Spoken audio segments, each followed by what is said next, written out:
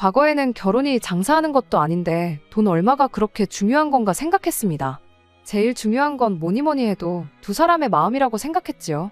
하지만 서로 평생을 다르게 살아온 두 사람이 만나 가정을 이룬다는 게 제 생각처럼 쉽지 않은 일이라는 걸 이번 일로 깨닫게 되었습니다. 결혼은 현실이고 연애의 연장선이 아니라는 사실을 말이죠. 남편과의 연애는 길고도 길었습니다. 정말 저를 떠받들어 모셔주고 제 부탁이라면 하늘의 별도 따다가 가져다 줄 것만 같던 사람이었지요. 하지만 남편은 가족의 부탁이라면 하늘의 별은 물론이고 태양까지 가져다 줄 사람이었다는 걸 여태 모르고 살았네요. 요즘 대세는 반반 결혼이다. 남자가 집을 해와야 한다, 그런 이야기. 결혼을 결심하고 난 뒤에 귀에 딱지가 않도록 들어온 말이지만 저는 친정에서 집을 해줬어요. 집 구할 때 조금 욕심을 내서 대출 1억 끼고 제가 여태껏 일하면서 모아놓은 돈까지 전부 탈탈 털어서 좋은 위치에 있는 집을 구했습니다. 결혼해도 계속 맞벌이 생활을 유지할 계획이었기에 두 사람 벌이로 대출 1억 이자 내는 거 부담 없었고, 사실 대출까지 받아가며 욕심을 냈던 이유도 아파트부터 해서 그 주변 지역까지 호재가 너무 많았던지라 그냥 몇 년 살기만 해도 집값이 대출받은 돈보다 훨씬 더 많이 오를 거라는 확신이 있었거든요. 친정에서 집 하는데 돈을 다 해준 이유는 별거 없었어요. 남편과 저희 집 형편이 조금 차이가 났거든요. 하지만 친정에서도 남편이라는 사람 됨됨이 하나만 보고 결혼을 허락해주고 집을 해주시기로 결정을 하셨던 거죠.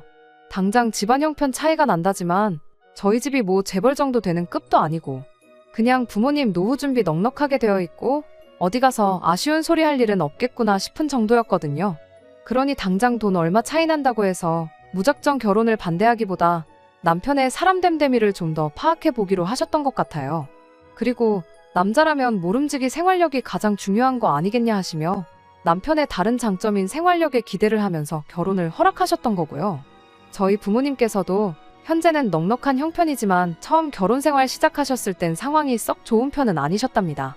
어려웠던 양가 가정 형편 속에 아무 도움 없이 결혼했고 두 사람 생활력만 가지고 맨땅에 헤딩을 해서 현재까지 오게 되신 거였고요.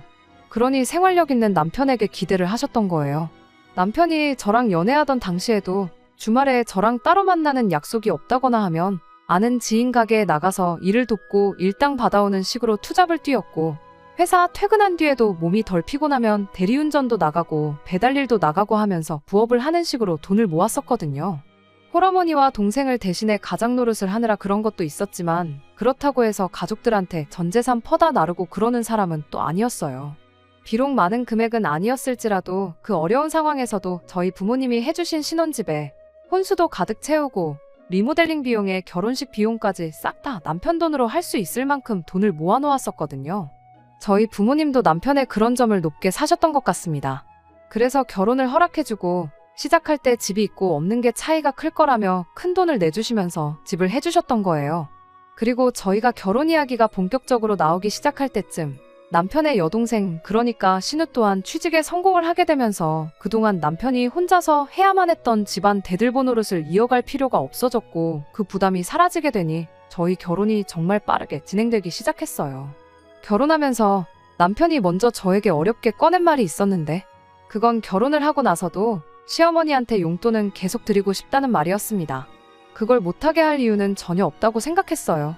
왜냐하면 저도 똑같이 친정부모님께 매달 30만 원씩 액수 얼마 되지도 않는 돈이나마 용돈하시라고 보내드릴 계획이었거든요.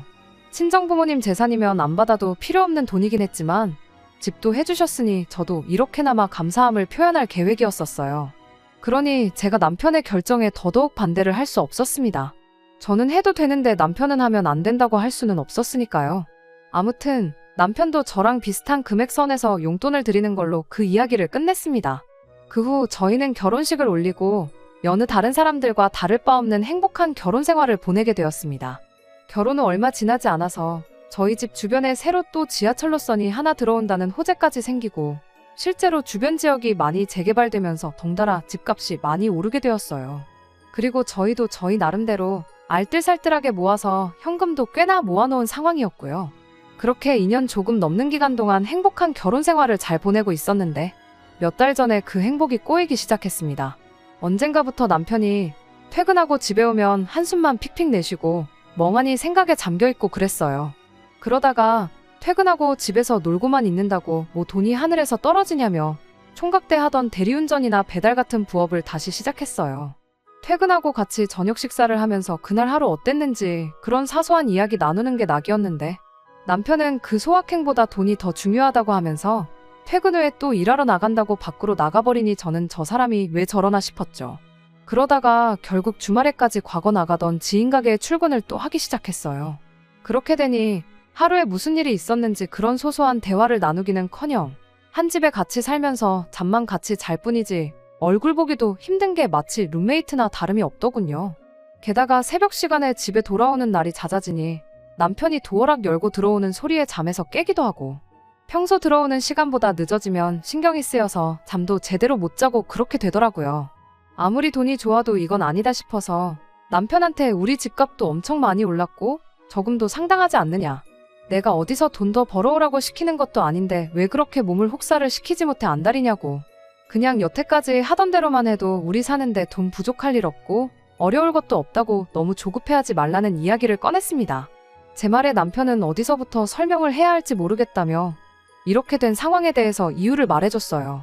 다시 부업에 투잡까지 시작하게 된 자초지종에는 다른 이유가 있었던 거죠. 알고 보니 신우가 멀쩡히 잘 다니고 있던 회사에서 갑작스럽게 해고 통보를 받게 되었다고 하더라고요. 그러면서 시댁이 현재 생활고로 힘들어하고 있다는 사실을 말해주더군요.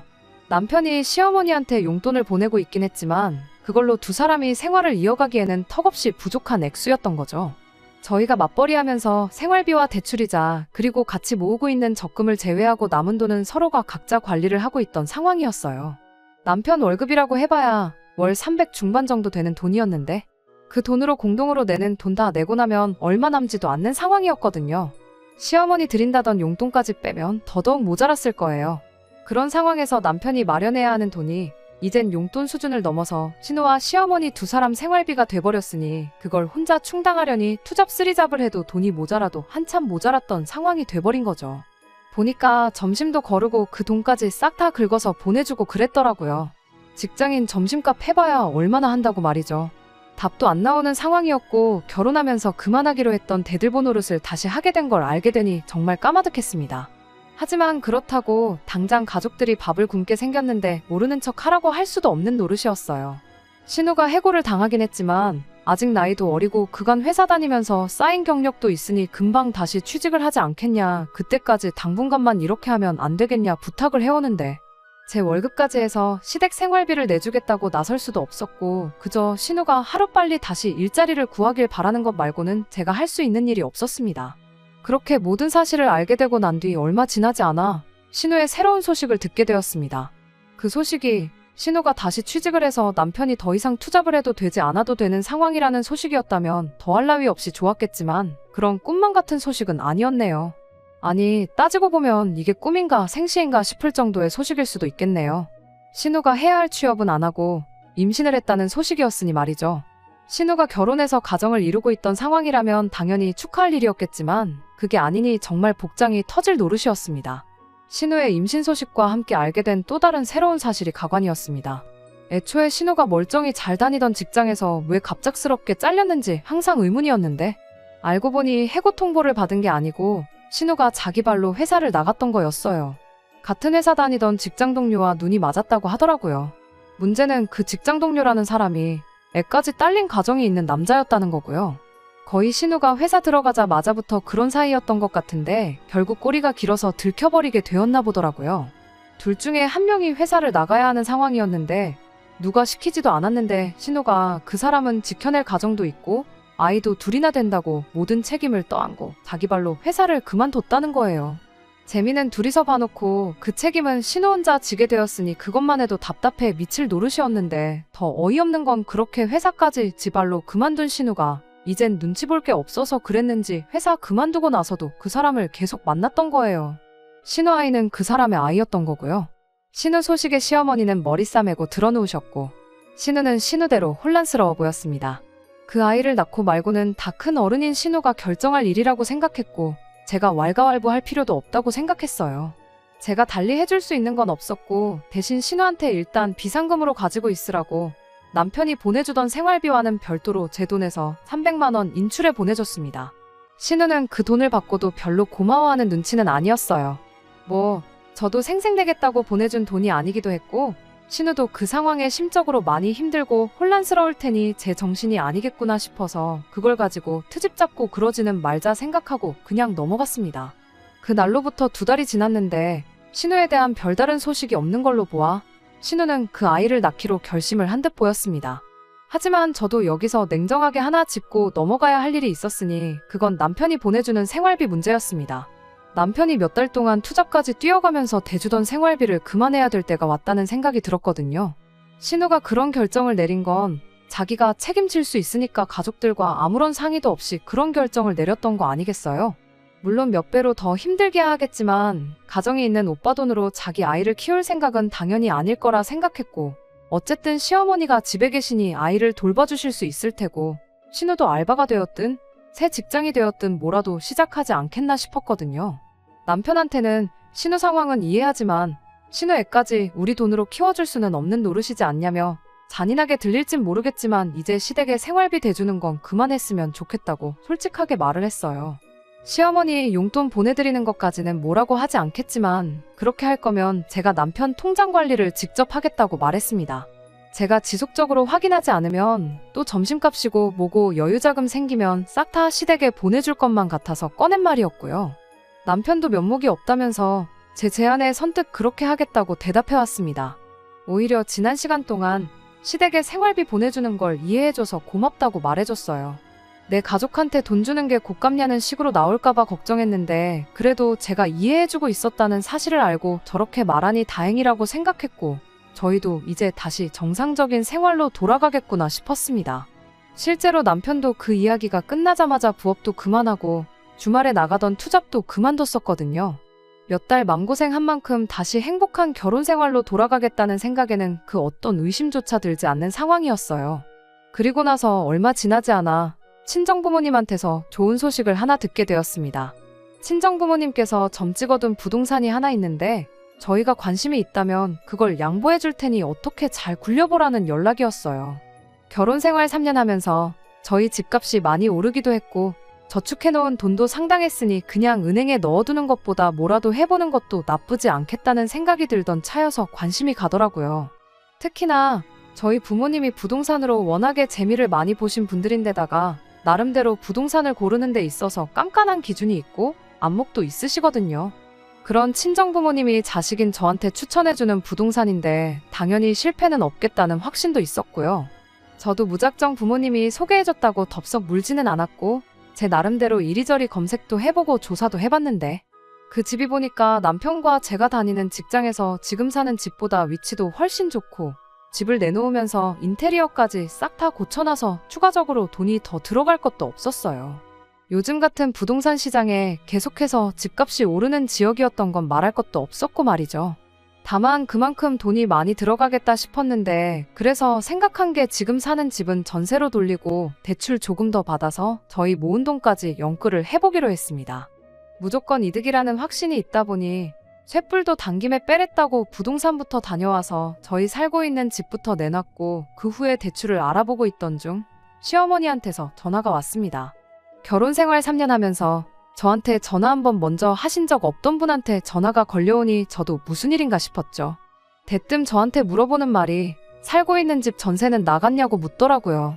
부동산에 내놓긴 했지만 요즘 전세 매물이 잘 빠지지도 않고 내놓은 지도 얼마 되지도 않았기에 아직 연락 온 곳은 없다고 대답했어요. 제 대답에 한껏 밝아진 목소리로 시어머니가 제게 그러면 그 집에 신혼의 부부를 살게 하면 어떻냐고 묻더라고요. 살게 해달란 말은 둘째치고 신혼의 부부라니 그게 무슨 소린가 했습니다. 그 이후로 시간이 얼마나 길게 지난 것도 아닌데다가 신우 결혼식이 있었다면 제가 안 갔을 리가 없는데 대뜸 신혼의 부부라니 무슨 소리인가 싶었어요. 자세한 이야기는 나중에 이야기해 줄 테니 일단 살게 해줄 거냐 말 거냐부터 계속 물으시더라고요. 그래서 저는 얼마까지 생각하시는가 물어봤어요. 아무리 전세라고 해도 주변 시세가 3억 중후반에서 4억 사이로 나가고 있는데 솔직히 조금 의아하긴 했죠. 저희 집에 전세로 들어올 정도면 사실 조금 외곽이나 경기도권만 가도 전세 말고 매매로도 집을 구할 수 있는 큰 돈이었으니까요. 한 식구끼리 서로 돕는 거라지만 저희도 새 집 구하면서 새로 또 대출을 받게 되는데 전세가를 낮게 해주면 해줄수록 저희 대출액이 늘어나게 되는 건 당연한 일이었으니 부담스럽기 짝이 없었습니다. 그런데 이어진 시어머니 말에 제 귀를 의심할 수밖에 없었어요. 조금 무리해서라도 최대한 맞춰줘야겠구나 자포자기하고 있었는데 시어머니는 가족끼리 무슨 돈을 받냐며 애들이 무일푼이라 어디 들어가 살만한 전세보증금 모을 때까지만 살게 해주라고 너무나도 당연하다는 듯이 말해왔으니까요. 세상에 4억짜리 집에 공짜로 들어와서 살게 해달라고 할 줄은 몰랐으니 저도 모르게 큰 소리를 내며 놀라고 말았습니다. 그건 말도 안 되는 소리라고, 저희도 그 집 전세로 나가고 대출까지 받아야 새 집으로 이사가게 되는 거라고 남편이 그런 말은 안 해줬냐고 따져 물었습니다. 시어머니는 다 알고 있다고, 니들은 맞벌이 하니까 둘이서 대출을 받거나 친정에서 돈을 빌려오면 되는 거 아니겠느냐고 너무 쉽게 말을 하더군요. 더 이야기했다간 정말 안 좋은 소리까지 나올 것 같아서 일단 남편하고 상의해보겠다 말하고 전화를 끊었습니다. 상의해보겠다고 했지만 남편한테 좋게 이야기해서 거절하라고 할 심산이었어요. 그래도 시어머니인데 제가 싫은 소리 하는 것보다 남편이 좋게 말하는 게 더 나은 방법이라 생각했던 거였죠. 그리고 저녁 때가 돼서 퇴근한 남편과 있었던 일에 대해 이야기를 나눴어요. 그런데 남편도 시어머니랑 똑같은 이야기를 하더군요. 다른 사람도 아니고 내 남편한테서 생각지도 못한 대답을 듣게 되니 피가 거꾸로 솟는다는 말이 무슨 말인지 알겠다 싶을 정도로 혈압이 오르더라고요. 남편은 제 분위기를 살피더니 신우가 처한 상황이 너무 안쓰러워서 그런다며 신우 이야기를 꺼내더군요. 신우가 만나던 그 남자가 결국 지 처자식을 뒤로하고 신우랑 함께 하기로 했답니다. 그래서 시어머니가 그 둘을 두고 부부라고 했던 거고요. 그런데 문제는 그 남자 집에서 이혼을 안 해주겠다고 나왔답니다. 정확히는 이혼은 해줄 수 있지만 그럴 거면 전 재산 다 내놓고 몸만 나가라고, 그러면 합의 이혼을 해주겠다 나왔다네요. 매달 줘야 하는 양육비는 말할 것도 없고요. 아무튼 그 조건이 아니면 이혼은 없다고 나왔답니다. 그 와중에 신우는 정신 못 차리고 무늬만 아빠는 싫다고 해달라는 대로 다 해주고 이혼을 하라고 강요를 했고 결국 그렇게 두 사람은 결혼식은 일단 미루고 살림 먼저 합치게 되었다는 거예요. 그런데 당장 개털인 남자가 몸만 들어왔는데 집이고 뭐고 구할 방법이 없는 와중이었다는데 그때 저희가 마침 타이밍 좋게 집을 전세로 내놓은 상황이었던 겁니다. 남편은 조카도 몇 달 뒤면 태어날 텐데 집도 절도 없는 동생네 노숙은 시킬 수 없지 않느냐며 불쌍한 동생네 부부를 위해 저희 집을 내주자는 헛소리를 하고 있던 거였어요. 저희는 당장 맞벌이 하니까 대출 더 받는 거는 문제도 아니고 제가 원한다면 자기가 투잡 탓이 뛰면서 대출이자를 전부 자기 돈으로 감당하겠다고 그러면 상관없는 거 아니냐고 나오는데 아주 답답해서 속이 터지기 일보 직전이었습니다. 남편하고 이야기해서 잘 해결해 보려고 했는데 이건 제가 신우 혹은 시어머니랑 직접 만나 단판 짓지 않으면 끝나지 않겠다는 생각이 들었어요. 일단 남편한테는 나는 더 할 말이 없으니 나중에 다시 이야기하자고 하고 다음날 퇴근 후에 저는 시댁으로 곧장 향했습니다. 시어머니도 눈치가 있는지 말도 없이 불쑥 찾아온 제가 무슨 이야기를 하러 온지 어느 정도 짐작을 했나 보더라고요. 저보고 한가족끼리 너무하다며 집을 달라는 것도 아닌데 내 딸이 들어가 잠깐 살게 해주는 것도 못 해주냐, 더군다나 맏며느리면 가족들을 위해 희생해야 하는 거 아니냐 하는 말도 안 되는 소리를 늘어놓더군요. 그렇게 신우 살 곳이 걱정되면 어머님 집에 같이 살면 되는 거 아니냐, 아직도 한 집에 같이 살고 있는데 사위 한 명 더 드리는 건 또 안 될 게 뭐냐고 따졌죠. 신우 애 태어나면 어머님이 애 봐주고 신우도 직장 다시 구해서 나 죽었소 하고 몇 년 맞벌이 하면 애 학교 가기 전에 독립할 돈 정도는 모을 수 있는 거 모르시냐? 굳이 내 집을 내줘야 하는 이유가 도무지 이해가 되질 않는다. 처음에는 저도 대화로 다른 해결책을 모색해볼 요량으로 제 생각을 이야기했는데 시어머니는 제 말에 그 집이 어디 네 혼자 집이냐고 제 말에 꼬투리를 잡더라고요. 설마 남편이 인테리어 비용한 거랑 혼수해온 거 가지고 소유권을 주장하려는 거냐 따져 물었어요. 그 말에 어디 그뿐이겠냐며 여태까지 대출도 같이 갚아오지 않았냐고. 네 혼자만의 집이라 생각하지 말거라 하는 겁니다. 대출이라 봐야 1억 받은 게 전부고 3년 동안 갚아봐야 얼마나 갚았겠냐고. 아직 반이반도 안 갚았는데 6천 들고 와서 4억 집이 공동소유라고 주장하는 게 말이나 되냐고 따졌죠. 인테리어 비용 2천에 혼수랑 여태까지 남편이 갚은 대출이자 당장 다 돌려주는 거 일도 아니라고. 지금 제가 여기까지 찾아온 이유는 내 집에 신우 살게 할 생각 없다는 거 확실하게 하러 온 자리니까 이야기 길게 하지 말자고 말했습니다. 시어머니는 제 말에 대답도 안 하고 지금 내 아들 내쫓는다고 협박이라도 하려는 거냐며. 너 니네 부모한테 가정교육 그렇게 받았냐고 아주 싸가지가 없다고 따지고 들더군요. 부모님 이야기까지 나오는 걸 보니 상황이 갈 때까지 간 것 같았고 더 되돌릴 수도 없겠다는 생각이 들었습니다. 그래서 저도 여과 없이 시어머니한테 한마디 했어요. 어머님이야말로 신우 가정교육을 어떻게 시켰길래 저 모양 저 꼴이냐. 멀쩡히 가정이 있는 남자 꼬시다 걸려서 직장까지 잘렸으면 거기서 적당히 하고 멈춰야지. 뭘 잘했다고 그 꼴을 당하고도 그 남자를 계속 만나다가 한 집안을 풍비박산을 내놓고 이제는 지 오빠 결혼 생활까지 파탄을 내려고 하고 있지 않느냐고. 저도 할 말 못할 말 가리지 않고 따발총마냥 쏘아댔어요. 시어머니 얼굴이 시뻘개져서 곧 뒷목이라도 잡을 기세로 부들부들거리고 있더라고요. 돈 관리를 어떻게 했길래 신우 직장 잘리자마자 아들한테 투잡 쓰리잡을 시켜가며 생활비를 받아낼 때 알아봤어야 했다. 쉬지 않고 제 할 말만 계속 쏟아냈습니다. 집안까진 들어가지도 못하고 현관문 앞에 서서 시어머니랑 설전을 벌이고 있는데 벼랑간 벌컥하고 현관문이 열리는 소리가 들리더라고요.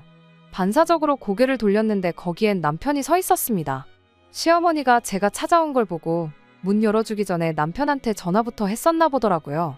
그 전화를 끊지 않고 내버려둔 건지 시어머니랑 저랑 싸운 내용을 남편은 전화기 너머로 다 듣고 있던 상황이었나 보더군요. 그리고 그 자리에서 남편은 제가 아닌 가족을 택했습니다. 평생 저한테 화 한 번 낸 적 없는 사람이었는데 저를 향해 고래고래 소리를 치더군요. 어디 어른한테 말버릇이 그따위냐고 하면서 당장 무릎 꿇고 빌라고 하길래 무릎 꿇고 빌어야 할 사람이 누군데 이러냐. 당신 뜻이 뭔지 잘 알겠다 말하고 그 길로 시댁 현관문 밖으로 뛰쳐나갔습니다. 남편은 본능적으로 뭔가 잘못되었다는 걸 깨달은 건지 1분도 걸리지 않아 쫓아나와선 차가운 아스팔트에 두 무릎을 꿇고 싹싹 빌기 시작했어요. 이제 와서 무릎을 꿇는다고 뭐가 달라지겠냐. 그냥 당신은 하던 대로 가족들 대들보 노릇이나 하라 그러고 무릎 꿇은 남편을 뒤로 하고 제 갈 길을 갔습니다. 그러니 이제는 시어머니까지 쫓아나와 제 팔을 붙잡고 그제서야 없던 일로 하자면서 저보고 일단 집에 들어와서 이야기 좀 다시 해보자고 하더라고요. 더 이야기할 게 뭐가 있냐. 있어봐야 신우한테 뭐라도 하나 해주자는 소리지 않겠냐 말하고 나는 그 꼴을 보고 살 인내심이 없다고. 아드님은 돌려드릴 테니 망해버린 딸 인생 위에 아들 인생까지 희생시키시라 말하고 집으로 돌아왔습니다.